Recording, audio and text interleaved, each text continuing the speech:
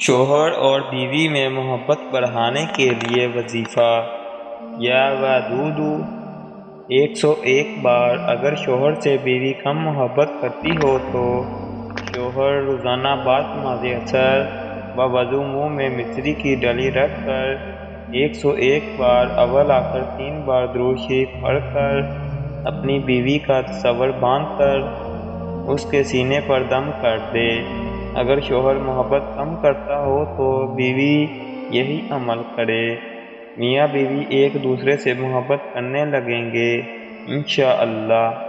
یہ عمل صرف میاں بیوی کی محبت کے لیے ہے اور چپکے سے کرنا ہے، ایک دوسرے کو بتائے، نہ کسی اور کو پتہ چلے کہ غلط فہمی کے سبب نقصان ہو سکتا ہے۔